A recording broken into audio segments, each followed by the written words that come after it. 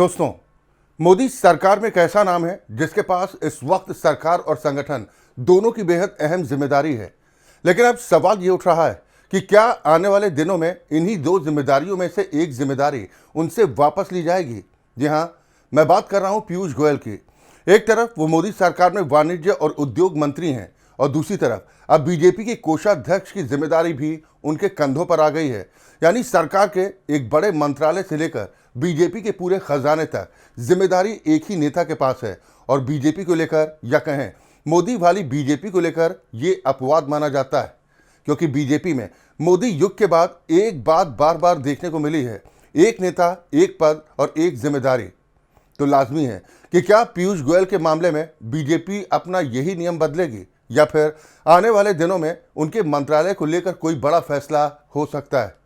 दिलचस्प बात यह है कि ये सवाल ऐसे समय पर उठा है जब मोदी सरकार में कैबिनेट विस्तार की अटकलें भी तेज हो रही हैं। और अगर विस्तार होता है तो सिर्फ एक दो नामों की तस्वीर बदलने वाली नहीं है, बल्कि बीजेपी के संगठन और सरकार दोनों में कई जिम्मेदारियों का फेरबदल देखने को मिल सकता है। पीयूष गोयल को पार्टी का कोषाध्यक्ष बनाया गया है, यानी पार्टी के फंड के पूरे खजाने की चाबी अब उनके पास होगी। चुनावी खर्च भी वही देखेंगे। राज्यों में होने वाले चुनावों के लिए आर्थिक प्रबंधन उनकी जिम्मेदारी होगी और संगठन के वित्त से जुड़ी बड़ी जिम्मेदारियां अब उनके पास होंगी। ये कोई छोटी जिम्मेदारी नहीं है। बीजेपी खुद को दुनिया की सबसे बड़ी राजनीतिक पार्टी बताती है। ऐसे में इतनी बड़ी पार्टी का खजाना संभालना अपने आप में बेहद महत्वपूर्ण जिम्मेदारी। लेकिन दूसरी तरफ पीयूष गोयल के पास पहले से ही केंद्र का वाणिज्य और उद्योग मंत्रालय है। तो सवाल यही है, क्या एक नेता एक साथ संगठन और सरकार की इतनी बड़ी जिम्मेदारियां संभाल सकता है? और यहीं पर पीयूष गोयल के परिवार का पुराना इतिहास भी इस पूरी कहानी को और दिलचस्प बना देता है। पीयूष गोयल के पिता वेद प्रकाश गोयल अटल बिहारी वाजपेयी की सरकार में केंद्रीय मंत्री रहे थे और इसके साथ ही लंबे समय तक बीजेपी के कोषाध्यक्ष की जिम्मेदारी भी संभालते रहे। यानी परिवार में ऐसा उदाहरण पहले से मौजूद है जहां सरकार की जिम्मेदारी और संगठन की बड़ी जिम्मेदारी दोनों एक साथ निभाई गई। अब सवाल यह है कि क्या पीयूष गोयल के मामले में भी बीजेपी उसी तरह का प्रयोग करने जा रही है या फिर इस बार पार्टी का पुराना नियम ही लागू होगा, यानी एक नेता, एक पद और एक जिम्मेदारी। फिलहाल सस्पेंस यही बना हुआ है। लेकिन कहानी सिर्फ पीयूष गोयल तक सीमित नहीं है, क्योंकि बीजेपी के भीतर कुछ और बदलावों को लेकर भी चर्चा तेज है। सबसे पहले नाम आता है पंकज चौधरी का।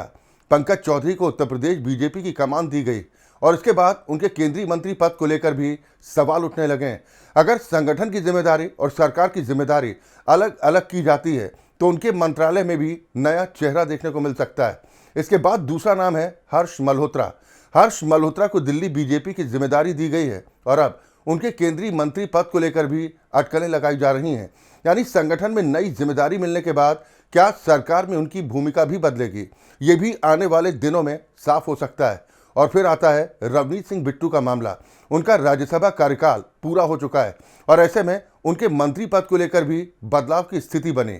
यानी अगर इन सभी घटनाओं को एक साथ जोड़कर देखा जाए तो तस्वीर कुछ ऐसी बनती है कि मोदी सरकार में कई पद खाली हो सकते हैं, कई जिम्मेदारियां बदली जा सकती हैं और कुछ नए चेहरों को सरकार में जगह मिल सकती है। और यहीं से कैबिनेट विस्तार की चर्चा और तेज हो जाती है, क्योंकि अगर पीयूष गोयल से मंत्रालय लिया जाता है, पंकज चौधरी की जिम्मेदारी बदली जाती है, हर्ष मल्होत्रा की भूमिका में बदलाव होता है और रवनीत सिंह बिट्टू की जगह नया चेहरा आता है, तो सवाल उठता है, इनकी जगह कौन आएगा? क्या किसी युवा चेहरे को प्राथमिकता दी जाएगी, वरिष्ठ नेता, या फिर ऐसे चेहरे जो आने वाले चुनावों में अलग अलग सामाजिक और राजनीतिक समीकरणों को साध सकें? इसी को लेकर कई नाम चर्चा में।